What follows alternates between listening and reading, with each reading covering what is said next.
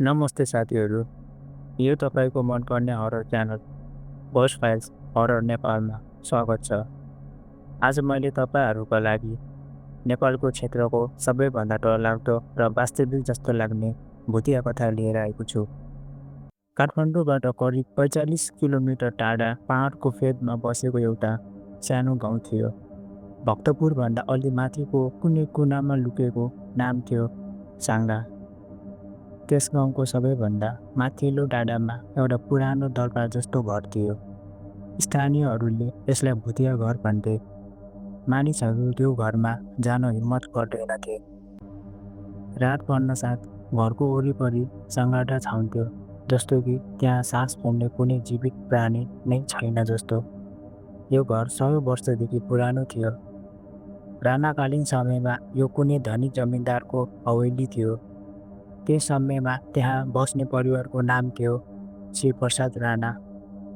उनीसँग 3 छोरी थिए, लक्ष्मी, सरस्वती र कमला। शिवप्रसाद निकै कडा र क्रूर स्वभावका थिए। उनले आफ्नी छोरीहरूलाई कसैसँग पनि बोल्न दिँदैनथे।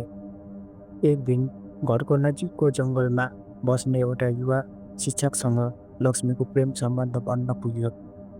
जब शिवप्रसादलाई यो कुरा थाहा भयो, उनको क्रोधको सीमा रहेन। उनले लक्ष्मीलाई घरको माथिल्लो कोठामा बन्दी बनाए। लक्ष्मी दिनरात चिच्याउन थाल्यो। उनी रोइरहेको आवाज पनि आउँथ्यो। एक रात अचानक लक्ष्मीलाई बन्द गरेको कोठाबाट आवाजहरू नै आएन। बिहान सबैले शिवप्रसादलाई थाहा भयो कि लक्ष्मी कोठाबाट भागिसकिन्। अनि शिवप्रसादले भने लक्ष्मी भागेर गएछ। तर गाउँलेहरूले देखेका थिए राति घरको पछाडिको सानो झ्यालबाट एउटा सेतो लुगामा बेरेर कसैलाई खोलामा फालिएको थियो। त्यसपछि सरस्वती र कमलाको पनि यही हाल भयो। एक एक गर्दै तिनै बहिनीहरू हराए।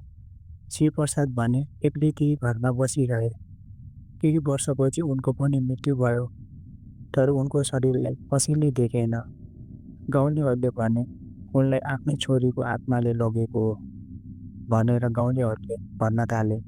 त्यसपछि यो घरमा सुनसान भयो। कहिलेकाहीँ राति कोठाहरूबाट महिला रोइरहेको आवाज आउँथ्यो। कहिले कोही चिच्याउँथ्यो, "बुवा किन?" भनेर आवाज आउँथ्यो। कहिले 3वटा महिला हाँसेको आवाज सुनिन्थ्यो, तर हाँसोभन्दा बढी रिस थियो, जस्तो पीडाले भरिएको होस्। समय बित्दै गयो। सन् 2055को जाडो महिनामा काठमाडौँबाट 4 जना युवाहरू आए। आदित्य, सृष्टि, रोहन र माया। उनीहरू युट्युब च्यानल चलाउँथे। उनीहरूको च्यानलको नाम थियो नेपालको रहस्य। उनीहरूले सुनेका थिए यो घरको बारेमा। ती 4 युवाहरूले सोचे, यो त हाम्रो लागि सुनमा सुगन्ध हो भनेर उनीहरू मनमा नै सोच्न थाले। उनीहरूले स्थानीयहरूले सोधे, यो घरमा कोही बस्छ कि? तर गाउँका बुढाहरूले भने, जान्छौ भने जाऊ, तर फर्केर आउँछौ कि आउँदैनौ त्यो त समयले बताउँछ भनेर भने। उनीहरूले घरको साँचो गाउँको एकजना बुढीबाट लिए, जो यस घरको पुरानो नौकरानीको नातिनी थिइन्।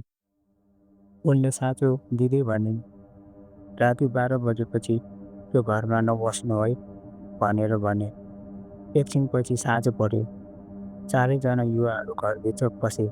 उनीहरू घरमा पस्दा घरको हावा चिसो थियो, जस्तो कि कसैले सास फेरिरहेको होस्। भित्तामा पुराना तस्बिरहरू टाङ्गिएका थिए, तर त्यो तस्बिरहरूमा अनुहारहरू धमिलो थियो, जस्तो कि कसैले जानी त्यो तस्बिरहरू मिटाइदिएको होस्।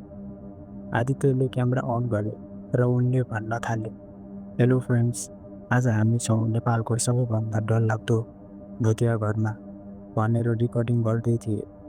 अरू 3 युवाहरू तल्लो तलामा बसेर कफी बनाउँदै थिए। अचानक रातिको 10 बजेपछि हावा चलेन। बाहिरको हावा पनि रोकियो। एक्कासी सृष्टिले भन्यो, के तिमीहरूले पनि सुनेको हो? कसैले मेरो नाम बोल्यो जस्तो लाग्यो।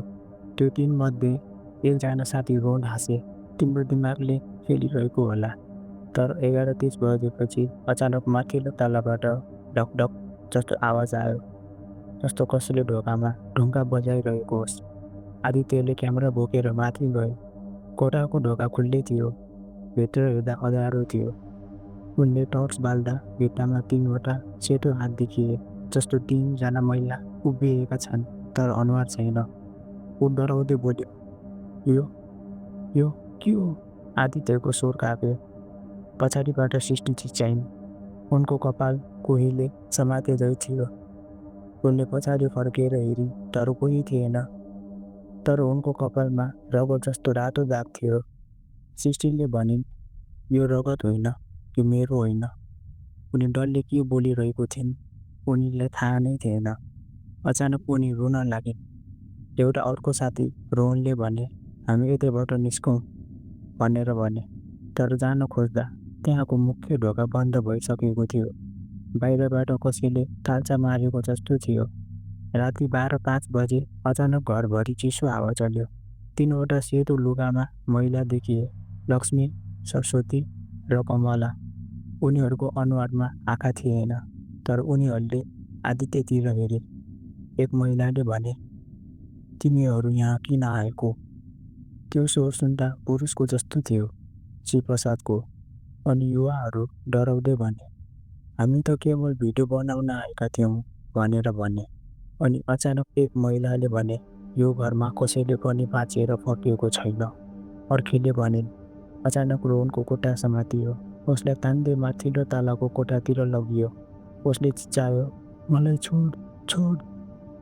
आदित्यले उसलाई समात्न खोज्यो तर उसको हातमा केही लागेन, जस्तो हावामा समातेको जस्तो भयो। त्यसपछि तिनै बहिनीहरूले गाउन थाले, पुरानो लोकगीत, तर शब्द बदलिएको थियो। बाबाले हामीलाई मार्यो, खोलामा फाल्यो, अब तिमीहरू पनि हामीसँग आओ भनेर गीत गाउन थाले। अचानक सृष्टि बेहोस भइन्। माया भाग्न खोजिन् तर उनको खुट्टा भुइँमा टाँसिएको जस्तो भयो। आदित्यले अन्तिम पटक क्यामेरातिर हेरे अनि भने, फ्रेन्ड्स, यदि यो भिडियो तिमीहरूले हेर्दैछौ भने यो घरमा कहिले नआउनु। यो घर भन्ने बित्तिकै क्यामेरा आफै बन्द भयो। भोलिपल्ट बिहान गाउनेहरूले घरको ढोका खोल्दा 4जना भेटिए। एकै ठाउँमा बसेर आँखा खुल्ला तर सास रोकिएको थियो। उनीहरूको अनुहारमा डर थियो तर मुस्कान पनि थियो, जस्तो उनीहरूले अन्ततः घर पाएका थिए। त्यसपछि यो घर फेरि सुनसान भयो। तर आज पनि जाडोको रातमा यदि तपाईँ चाङ्गाको डाँडामा उभिनुभयो भने सुन्नुहुनेछ 3 बहिनीहरूको आवाज। आवाज यस्तो हुन्छ कि आऊ हामी सँगै बसौँ भन्ने आवाज आउँछ। र यो आवाज सुन्दा तपाईँको मनमा एउटै प्रश्न उठ्नेछ कि यो घर साँच्चै भुतिया हो वा यो हाम्रो अपराधको सजाय हो, जसलाई हामीले लामो समयदेखि लुकाउँदै आएका छौँ। साथीहरू, यो कथा यहीँ सकियो। यो कथा सुनेर तपाईँलाई कस्तो लाग्यो? यदि तपाईँलाई यो कथा मन पर्यो भने लाइक, सेयर र सब्सक्राइब गर्न नभुल्नुहोस्। अनि कमेन्टमा भन्नुहोस् तपाईँलाई कतिको यो कथा मन पर्यो। अर्को हप्ता अझ डरलाग्दो कथासँग भेटौँला। तबसम्म गुड नाइट र सावधान।